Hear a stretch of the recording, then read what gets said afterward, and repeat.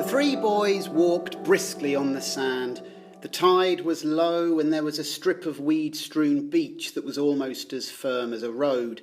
A kind of glamour was spread over them and the scene, and they were conscious of the glamour and made happy by it. They turned to each other, laughing excitedly, talking, not listening. The air was bright. Ralph, faced by the task of translating all of this into an explanation, stood on his head and fell over. When they'd done laughing, Simon stroked Ralph's arm shyly and they had to laugh again. "Come on," said Jack presently, "we're explorers." "We'll go to the end of the island," said Ralph, "and look round the corner, if it is an island." Now, toward the end of the afternoon, the mirages were settling a little. They found the end of the island quite distinct and not magicked out of shape or sense. There was a jumble of the usual squareness with one great block sitting out in the lagoon. Seabirds were nesting there.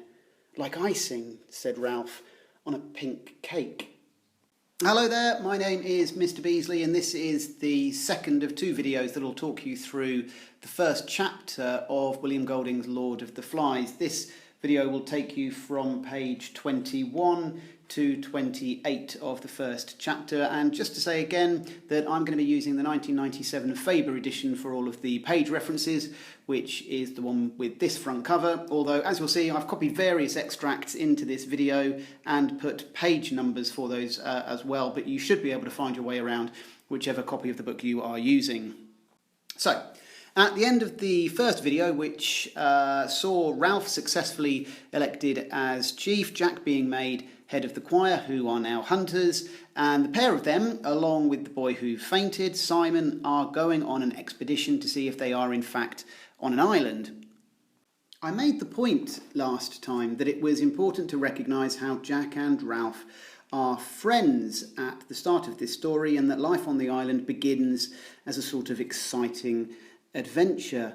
A kind of glamour was spread over them in the scene, and they were conscious of the glamour and made happy by it. We also see Ralph standing excitedly on his head, as he did on page 2. We see further evidence in this extract that Simon is a shy, sensitive character as he strokes Ralph's arm as an expression of liking and friendship. Golding also shows us some of the other geographical features on the island, which isn't just sand, but becomes more rocky towards the end. It's interesting to note that this part of the island is quite distinct and not magicked out of sense or shape, so we might infer that there is a certain truth or reality associated with this part of the island, in contrast to the island paradise that was established in the first 20 pages or so. And we can see this theme continued on the following page with the looped fantasy of the forest creepers. This extract from page 22 describes where the three boys scramble up the mountain for the first time. And as you probably know, the mountain is one of the most important locations on the island and in the novel. And we see that there are these huge blocks of pink rock piled on top of one another, and tracks, which the boys quickly conclude are made by animals.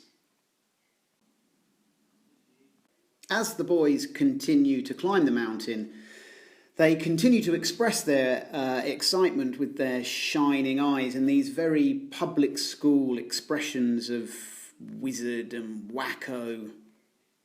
And Jack recognises that they may be the first people who have ever been to the island, and this minor theme of exploration, domination, and British colonialism is one which I'll return to briefly again in a moment. Now, it might sound quite a bizarre thing to say, but rocks make up a really important part of these pages, with this extract being one of the most significant. The three boys have come across a large rock which moves when they lean against it, and as young boys would, they decide to push it down the side of the mountain. If you try reading this section which I've identified here, you get a wonderful sense of the poetic prose that Golding uses in the novel. Sway back and forth, catch the rhythm, heave, increase the swing of the pendulum, increase, increase, come up and bear against that point of furthest balance, increase, increase, heave. The great rock loitered, poised on one toe, decided not to return, moved through the air, fell, struck, turned over, leapt, droning through the air, and smashed a deep hole in the canopy of the forest. The lines have a rhythm of their own which mimics the actions of the boys and the movement of the rock, but perhaps most importantly it reveals an important characteristic which the boys will increasingly indulge. They are destructive, and this is the first act of violence and destruction which they deliberately commit on the island.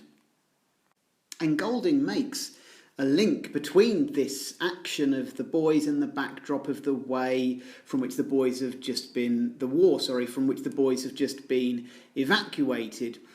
Yes, they are young and innocent, but they are still human, and so perhaps not so different from their parents after all. Soon after this, the three boys reach the top of the mountain and are able to confirm for the first time that they are in fact on an island. They'd guessed before this that this was an island, clambering among the pink rocks with the sea on either side and the crystal heights of air. They had known by some instinct that the sea lay on every side, but there seemed nothing more fitting in leaving the last word till they stood on the top and could see a circular horizon of water. Ralph turned to the others. "This belongs to us." It was roughly boat-shaped, humped near this end, with behind them the jumbling descent to the shore. On either side, rocks, cliffs, treetops, and a steep slope. Forward there, the length of the boat, a tamer descent, tree-clad, with hints of pink. And then the jungly flat of the island, dense green, but drawn at the end to a pink tail. There, where the island petered out in water, was another island, a rock, almost detached, standing like a fort, facing them, across the green, with one bold pink bastion. Now, there are a number of interesting things in this extract which seem to foreshadow future events. Firstly, the description of how the pink rock features peter out into a pink tail, which might make us think of the pigs which Jack, Ralph and Simon are just about to encounter. But there is another important rock formation here. As the boys look to the other side of the island, they see another island which is almost detached from the one they are on, which is described using the simile like a fort.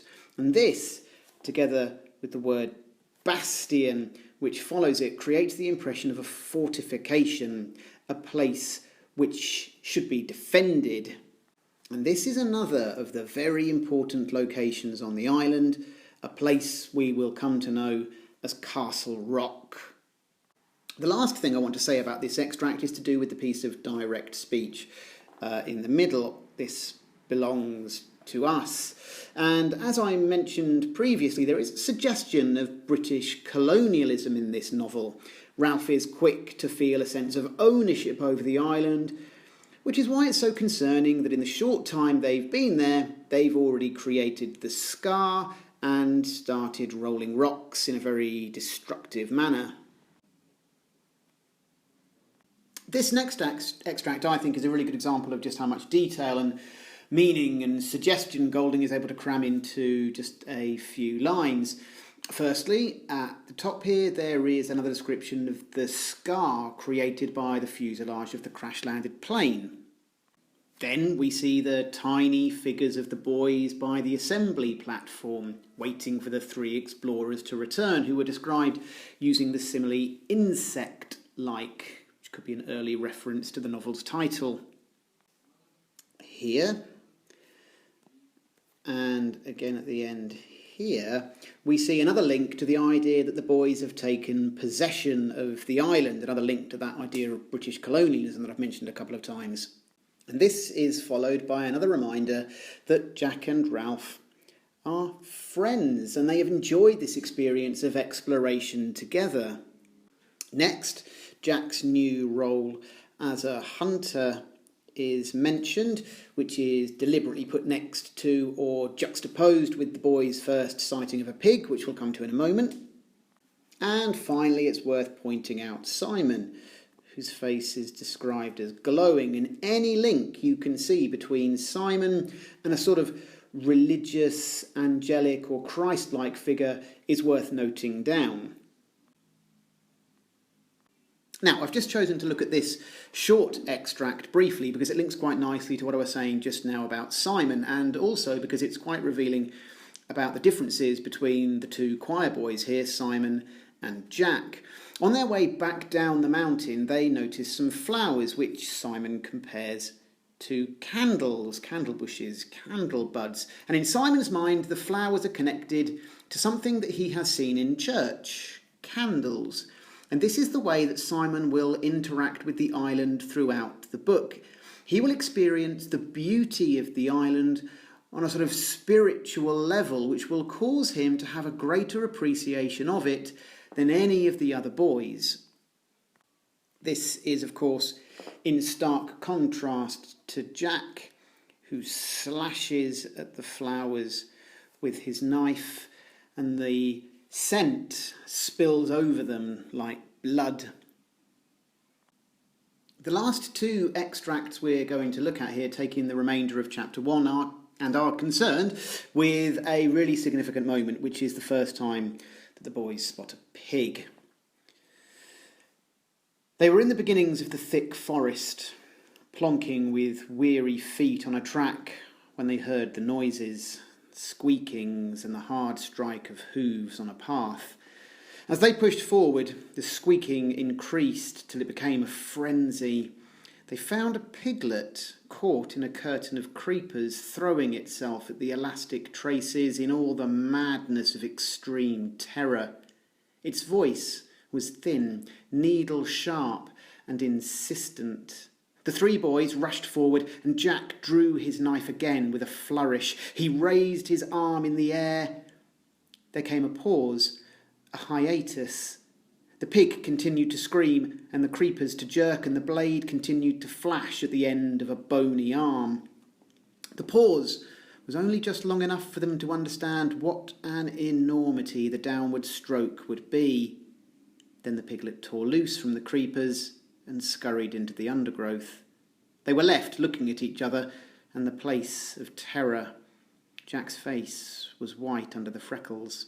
He noticed that he still held the knife aloft and brought his arm down, replacing the blade in the sheath. Then they all three laughed ashamedly and began to climb back to the track. So, the piglet is caught in a curtain of creepers and can't escape. Jack rushes up to it and draws his knife, and when the knife is above his head, there is a pause, a hiatus. And it's a really tense moment as we wonder whether Jack is actually going to do it, made even more tense by these extra ands, which I've highlighted here, which seem to stretch out what is happening and make the wait even more uncomfortable. And in this momentary pause, Jack is able to consider and realise just how massive a thing it would be to plunge the knife into a living creature, to hear it squealing as you ended its life. And this is a perfectly civilised, normal reaction to have.